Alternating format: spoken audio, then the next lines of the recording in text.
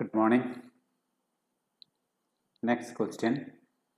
ഈ ക്വസ്റ്റ്യൻ രണ്ട് പാർട്ടായിട്ടാണുള്ളത്. First part A part.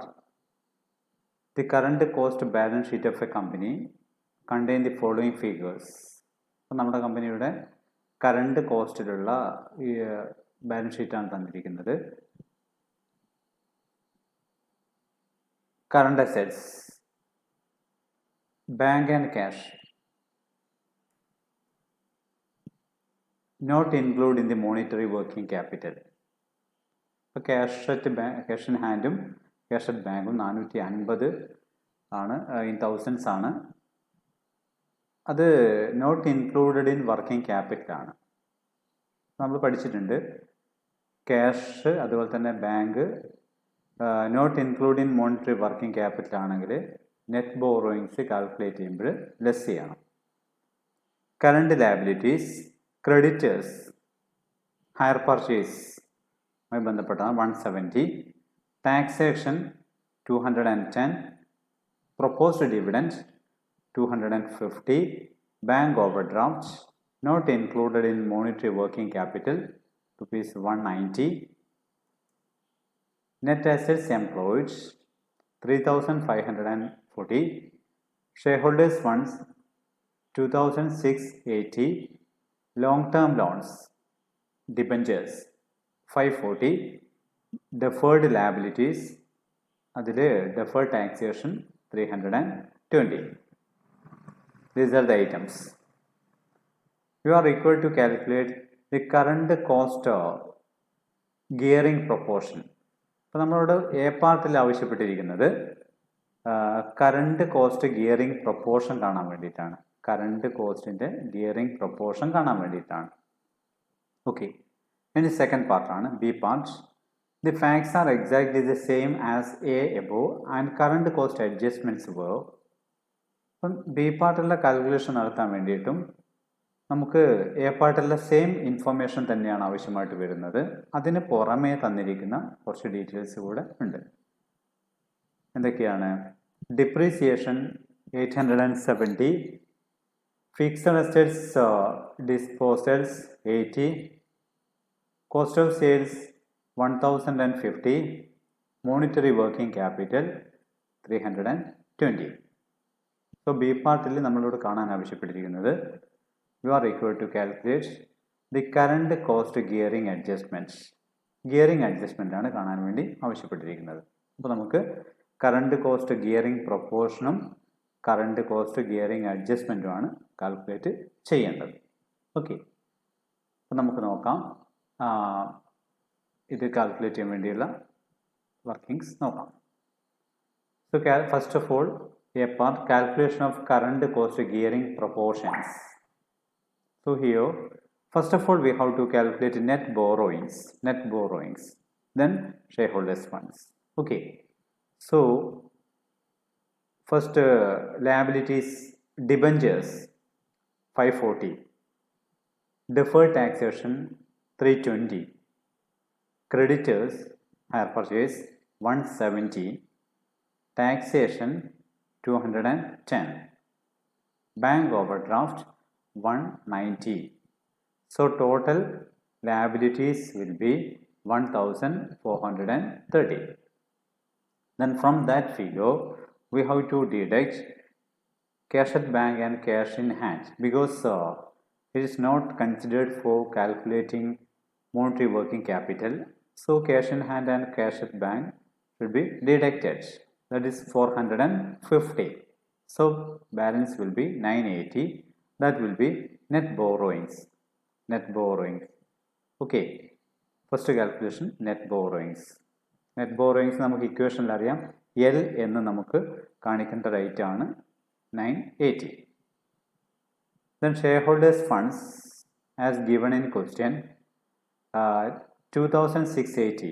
നമുക്ക് ഷെയർഹോൾഡേഴ്സ് ഫണ്ട് എന്ന് പറഞ്ഞിട്ട് ക്വസ്റ്റ്യനിൽ തന്നിരിക്കുന്നത് 2680 ആണ്. അതോടൊപ്പം അവർക്ക് കിട്ടേണ്ടതാണ് പ്രൊപ്പോസ്ഡ് ഡിവിഡൻറ്റും, അതുകൂടെ അതിൻ്റെ കൂടെ ആഡ് ചെയ്യണം. Add proposed dividend 250. അങ്ങനെ രണ്ടും കൂടി ചേർത്ത് 2930. That is shareholders funds. Second calculation, shareholders funds. Okay, yes എന്നുള്ള ഇക്വേഷനിൽ എസ് എന്ന് കാണിക്കേണ്ടുന്ന ഐറ്റമാണ് share holders funds. Net operating asset. Net operating asset എന്ന് പറഞ്ഞാൽ നമ്മുടെ നെറ്റ് ബോറോയിങ്സും അതുപോലെ തന്നെ ഷെയർ ഹോൾഡേഴ്സ് ഫണ്ടും ചേർന്ന് വരുന്ന ഫിഗറിനെയാണ് നെറ്റ് ഓപ്പറേറ്റിംഗ് അസെറ്റ് എന്ന് വിളിക്കുന്നത്. അത് 3910 ആണ്. That means 980 plus 2930. Net operating asset is equal to 3910. നമുക്ക് രണ്ട് കാര്യങ്ങൾ ഇവിടെ കിട്ടി. നെറ്റ് ബോറോയിങ്സും കിട്ടി, ഷെയർ ഹോൾഡേഴ്സ് ഫണ്ടും കിട്ടി. ആദ്യത്തെ calculation current cost gearing proportion ആണ്. കറണ്ട് കോസ്റ്റ് ഗിയറിംഗ് പ്രൊപ്പോർഷൻ ഇതെങ്ങനെയാണ് കാൽക്കുലേറ്റ് ചെയ്യുക? Net borrowings divide by net operating assets into 100. That's the equation to calculate current cost gearing proportion.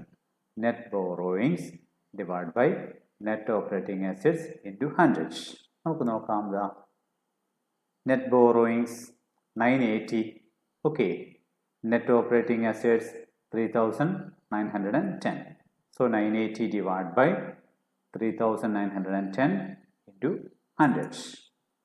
980 divided by 3910 into 100. That is equal to 25.06%.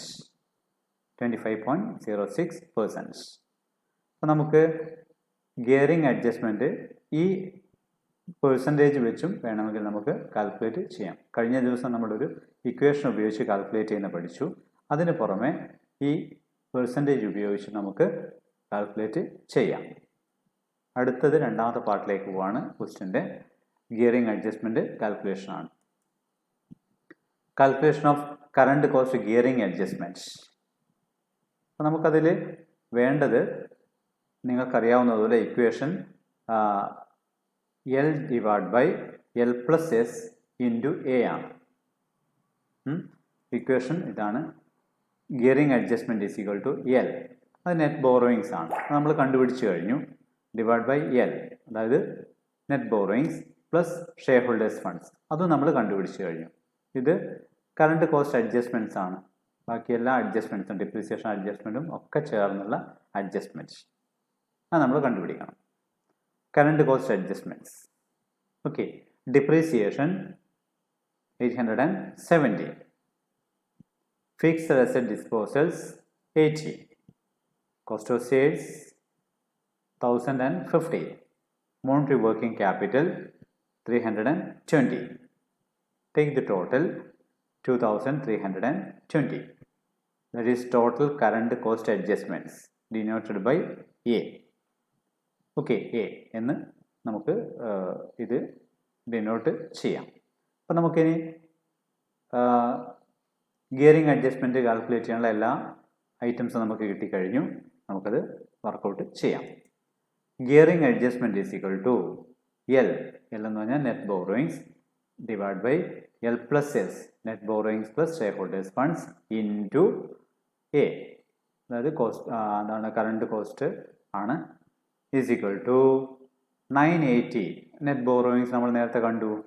Divide by 980 net borrowings plus shareholders funds 2930 into നമ്മളിപ്പോൾ കണ്ടുപിടിച്ചിരിക്കുന്ന current cost adjustment 2320, അതാണ് A.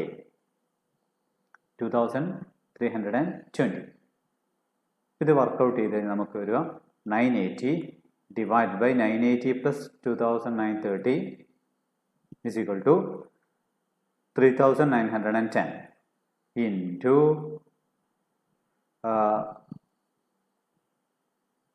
2320 ആണ്. ഇവിടെ ചെറിയൊരു correction ഉണ്ട്. 1320 അല്ല, 2320. So that's equal to 581. 581. That is gearing adjustment. Okay, ഇത് നമ്മൾ കഴിഞ്ഞ ദിവസം കണ്ടുപിടിച്ച അതേ രീതി തന്നെയാണ്.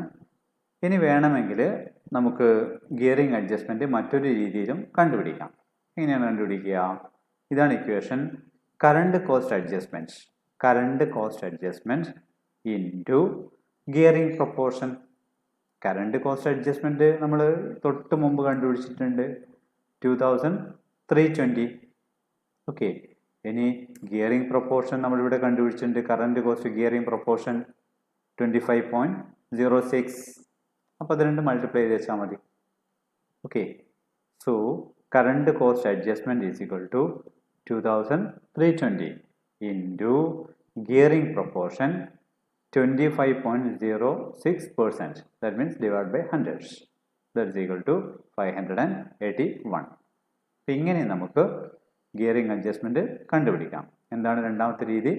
കറണ്ട് കോസ്റ്റ് അഡ്ജസ്റ്റ്മെൻറ്റ് നമ്മളിപ്പോൾ കണ്ടുപിടിച്ച് വെച്ചിരിക്കുന്ന 2320 എ എന്ന് പറയുന്ന ഐറ്റം ഇൻറ്റു ഗിയറിംഗ് പ്രൊപ്പോർഷൻ നമ്മൾ ക്വസ്റ്റ്യനിൽ എ പാർട്ടിൽ കണ്ടുപിടിച്ചിരിക്കുന്ന ഗിയറിംഗ് പ്രൊപ്പോർഷൻ 25.06%.